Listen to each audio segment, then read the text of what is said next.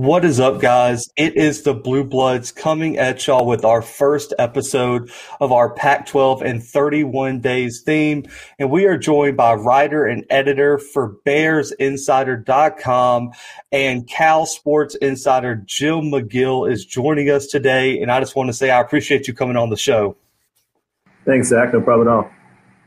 Absolutely. So we got to start out. I mean, I think the Pac-12, this season, the Pac-12 has been one of the most difficult in recent memory. Larry Scott made the decision to postpone the season, and it was praised by some but condemned by a lot of others, especially when the SEC, ACC, and Big 12 began to play football. What was your initial reaction to the decision to postpone the season, and what was Cal's plan if Scott and the upper management of the Pac-12 did not change their mind? Well, to be honest, I expected Scott to make that decision. It seems like every organization on the West Coast played it extremely safely, and I think personally it was a mistake because they pushed things back so far that it seemed as if there was going to be no season at all, and then they had to do a 180 and pivot and try and throw something together at the last minute. And that cut down on the timeline to be able to make up games that might have been missed for COVID quarantine situations, contact tracing, and things like that. So there was very little wiggle room that was left. Cal lost 3 games. They lost their first game against Washington, which was tough. And it's funny because Washington fans were kind of pointing a finger at Cal and saying, come on, you're screwing up. And then they probably missed more games than anyone in the league, if I'm not incorrect. And then Arizona State was supposed to be the next game, and then their cases flared up and they became a mess. And so Cal pivoted and played UCLA at the last minute instead, which was a disaster. They weren't ready for them at all. So they flew to LA instead of Tempe. And then the last game of they lost the Washington State game, second to last game of the season. That was a crazy one. I pulled into the parking lot across the street from Martin Stadium and got the text that the game was canceled. And then the last game of the season, Arizona canceled too. So there was no room to push any of those cancellations out to a later date because they started so late. So really frustrating. And I know that they're erring on the side of caution, but I think hindsight is 20/20, and we're seeing a lot of the things done on the West Coast were probably a little bit overly cautious and restrictive. Right. I agree. I mean, I thought, taking the wait and see approach and also not having a schedule build in any added flexibility really hurt the Pac-12 down the line. Because, I mean, you mentioned Washington. They qualify for the Pac-12 title and can't even compete because of the COVID restrictions in the Pac-12. So that was a real tough loss for them. But with Cal, you mentioned the 1-3 season. They had 3 games canceled. And you mentioned that first one canceled, which started the season off pretty sour. But just in terms of on-field performance, though, did this season meet, exceed, or fall short of your preseason expectations for the Cal team? It definitely fell quite a bit short. I was expecting Cal to contend for a Rose Bowl berth this year because they were deeper at all positions than they had been in quite a while. And really, the first game was sort of understandable because they had to pivot and switch from a road trip to Arizona State to play UCLA at the last minute in the Rose Bowl. They had their defensive line out all week. The offensive line was missing guys due to COVID protocol.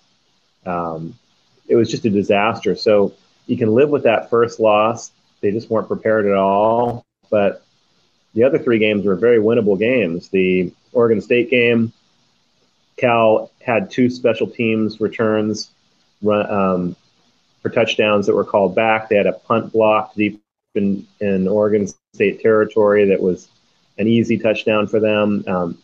They totally botched that game. And then the Stanford game, they had 2 kicks blocked in one game, and including a short field goal that was the equivalent of an extra point.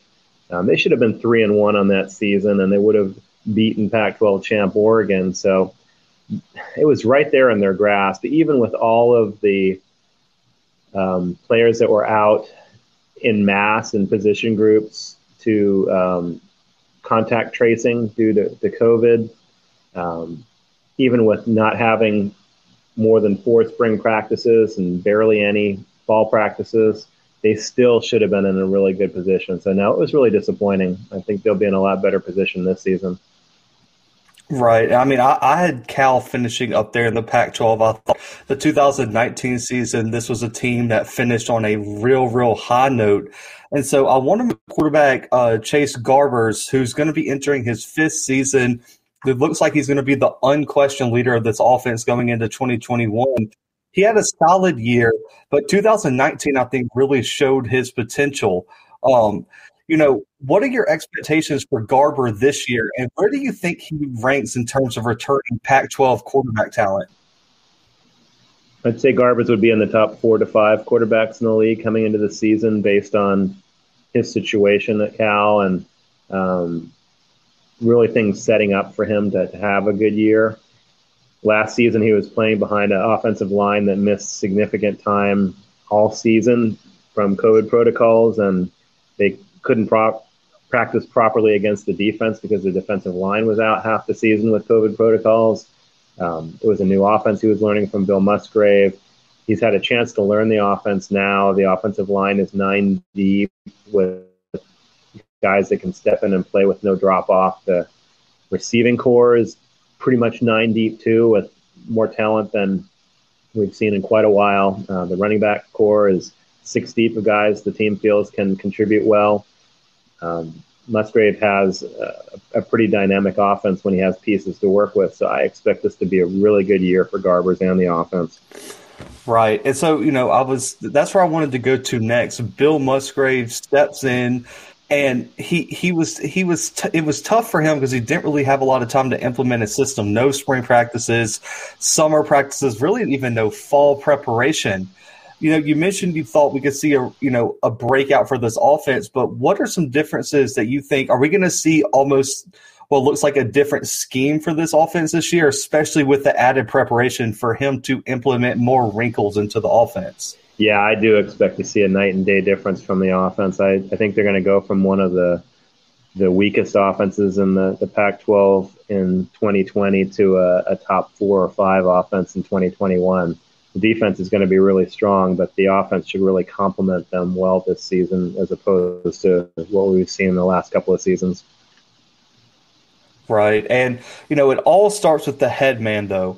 Justin Wilcox entering his 5th season as the head man for the Bears. He does have a 500 record his first 4 years, but for me, in my perception of the program, things seem to be on the upswing in every aspect of the program right now. So just for you, someone who's been covering this program for years, what makes Wilcox the best fit for this program, and what is the tone around this program about just what kind of job he's done building this program up? Well, Wilcox got his first position coach start at Cal in 2003 in Jeff Tedford's second year. And early on, when he was a young assistant, a lot of people said, we may be looking at Cal's future head coach down the line. So when he was hired 4 years ago, it wasn't a surprise at all, especially after all the successful stints he had as a defensive coordinator in 4 or 5 of the top programs in the country. He runs a really good ship, efficient. There's just the level of respect amongst the coaches that is kind of unprecedented. Usually there's not necessarily a ton of compatibility between offense and defense or various individual coaches for whatever reason. And they, to a man, say this is the most enjoyable staff they've ever worked with. They also set a big emphasis on chemistry with the players as well. They bring in what they call OKGs, our kind of guys. So they not only have to be able to handle the academics of Cal, which can be difficult, but they have to be high character guys to go along with talent on the field. They don't want people disrupting their chemistry. And they'll ask the players on the trip, hey, you hosted these guys on their visits. What do you think? Do they fit in? And if they say, Coach, no, this guy's all about himself or whatever, they'll stop recruiting them, or they'll have a real serious conversation at least and see, hey, did this guy slip up and that's really not him? Or so chemistry is huge. I think he's laid the foundation for a lot of success in coming years in the program. One of Cal's biggest problems, you've heard, I'm sure, of a lot of the big names that have come through the program: Aaron Rodgers, Deshaun Jackson, Marshawn Lynch, Cameron Jordan, all these guys that are top players at their position in the NFL. And you think, well, man, Cal's had all these high impact guys. Why have they not had more consistent success? And it's because they haven't had the depth. Finally, now they've got depth at every position. Some of it's young, but they're guys that have shown in camp that they're really talented, and they've got good size. He's emphasized upgrading the size because Cal's always been kind of middle size, maybe even a little undersized, but that's changed a lot. And you can look at every position on the roster and see, there's guys that can go down to injury, and there's good guys to replace them. And that's been a very unusual situation. That's been Cal's Achilles heel. So Cal fans think that he's set things up to start a consistent run of successful programs. I don't think that they're happy with a 7 or 8 win season and sneaking into a bowl game anymore. I think 9+ wins is kind of the baseline for what Cal fans are expecting now. And of course, so many people, the gold standard is the Rose Bowl. The last time they went was before I was born and before a lot of Cal fans were born. And there's an expression, Rose Bowl before I die. And that applies to almost every long-suffering Cal fan out there. And I think he's got them set up in a position where it's a reasonable expectation to get back there finally since the first time since 1959. Right. I mean, the door is wide open, in my opinion, especially with, Oregon breaking in a new quarterback, uncertainty surrounding a lot of big positions at USC. So I definitely think the door is open, and it all starts with recruiting. And I don't know if a lot of our listeners know how successful Cal was on the recruiting trail this past season. It was a top 30 class in the country. It was a top 3 class in the Pac-12, headlined by 4-star J. Michael Sturdivant and a huge transfer in Raymond Woody III from Florida State. But for you, what were the biggest positional needs for this program, and which of these, incoming recruits could make an immediate impact for this team? Positional needs, it's interesting. I was thinking about where do they really need to address depth issues, and nothing jumped out. But I would say that if you have to narrow it down, it would probably be defensive line. They were thin on the defensive line outside of COVID last year, and now it turns out that one of their most talented defensive linemen, Brett Johnson, is out for the season, and normally that would be a disaster, but they've got a really nice recruiting class of big D1 size guys ready to go early, including Achille Calhoun, who was an early entry guy, so he's got spring and summer under his belt too.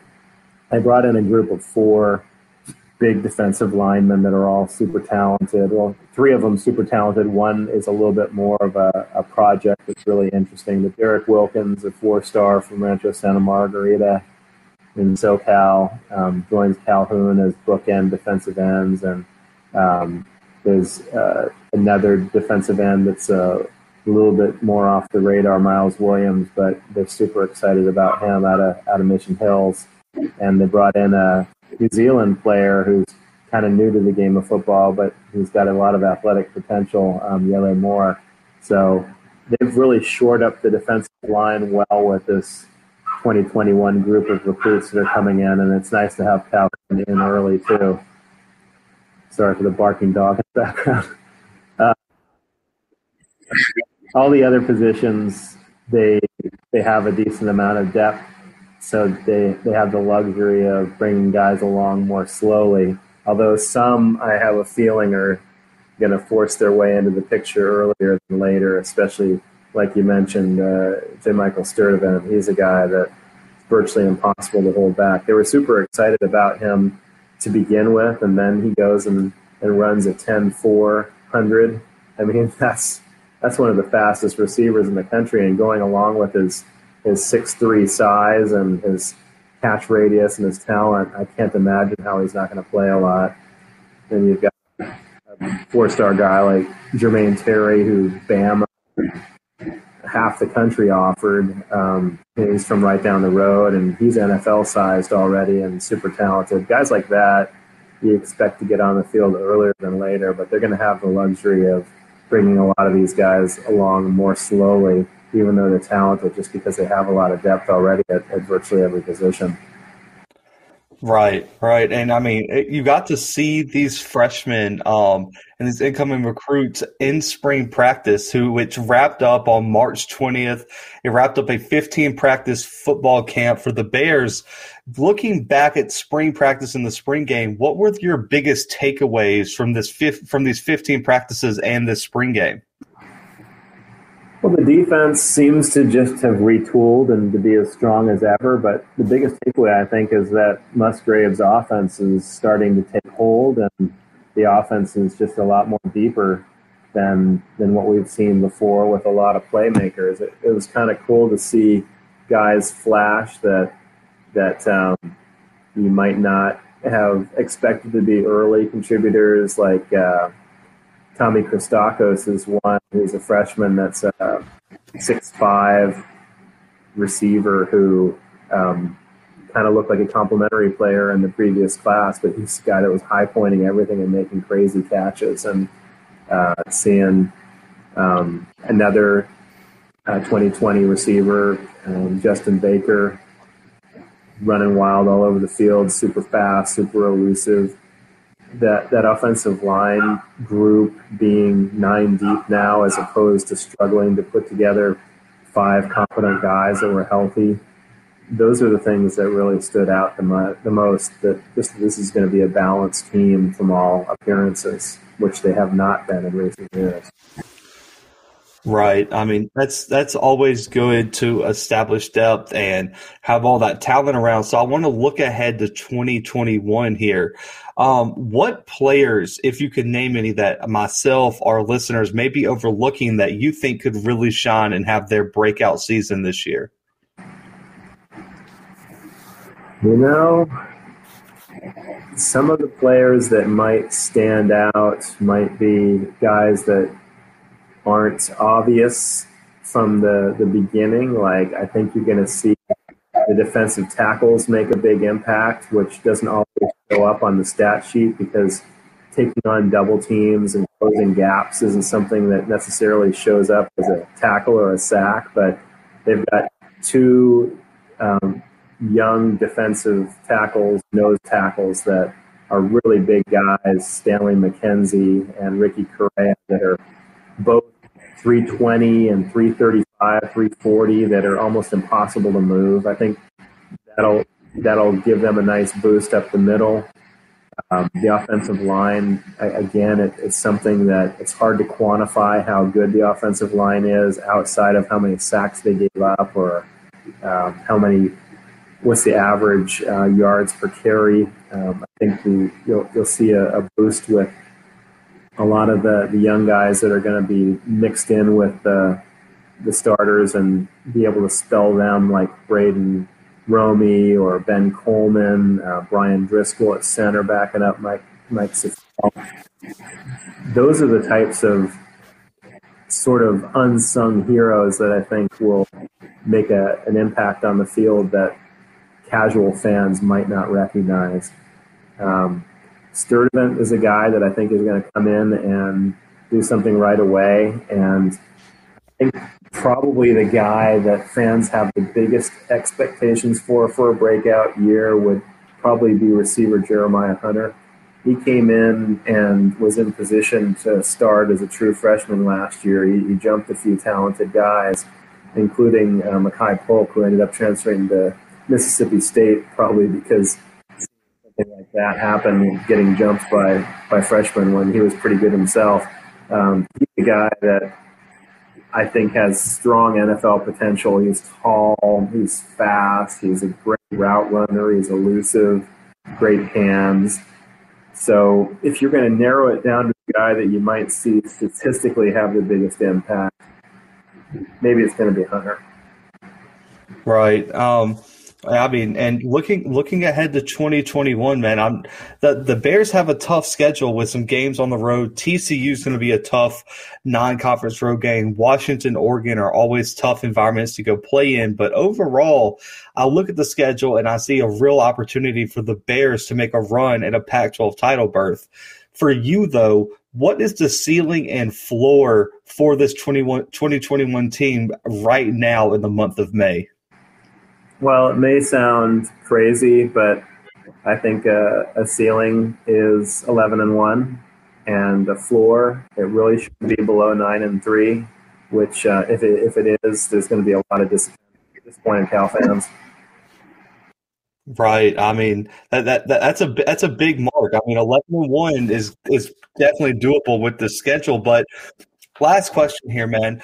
Auburn, and I'm an Auburn graduate. Auburn is scheduled to play Cal in like 2023, so I'm hoping to make a trip when this happens. But for right now, I have not been out to Berkeley, out to California Memorial Stadium. For those who haven't experienced this game day atmosphere, what makes this campus and this stadium so unique on game days? Oh man, I'm pumped up for that home and home series. I was really excited when I heard it.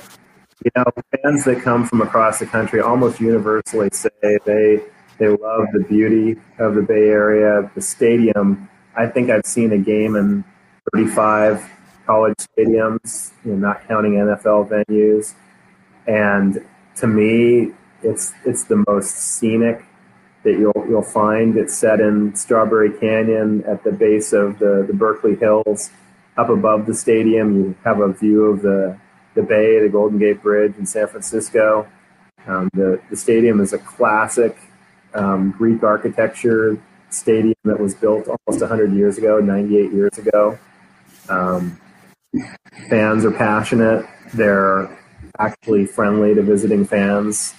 I think that fans visiting from Alabama, from the Auburn program, will absolutely love their experience out there. I think the closest comparisons would be when the Tennessee fans came out and the Ole Miss fans came out, and they had an absolute blast.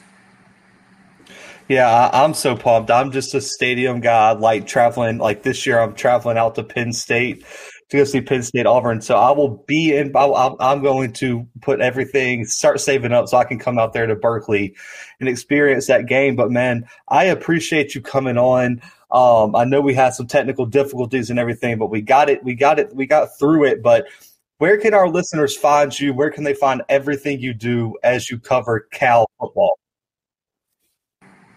You can go to bearinsider.com, BEARINSIDER.com. We have a lot of content that's available to the public that's non-subscription. And on Twitter, you can find me specifically at bearinsider_com.